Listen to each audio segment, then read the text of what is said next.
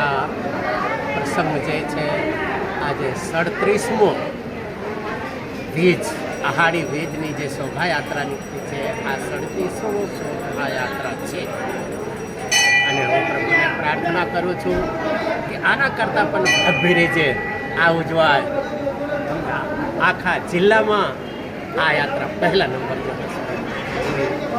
રાઘવેન્દ્ર સરકારને મારી પ્રાર્થના છે કે પ્રભુ તમારા જેવા કાર્યકરો જેટલા છે, સમિતિના જે છે કાર્યકરો અને જે એમાં સેવા કરે છે દરેકને દરેક ક્ષેત્રમાં ભગવાન રાઘવેન્દ્ર સરકાર ખૂબ આગળ લાવે અને તમારા બધા જીવનના ઈચ્છારૂપી શિખરોને સર કરો એ મુકામે ભગવાન શ્રીકૃષ્ણની રથયાત્રા નીકળેલી છે. એમાં દરેક બધા ભક્તોએ ભાગ લીધો છે અને હર્ષોલ્લાસથી હવે પૂર્ણાહુતિ તરફ જઈ રહી છે. જે ભક્તોએ લાભ લીધો એ બધાને હાર્દિક શુભેચ્છાઓ આપું છું.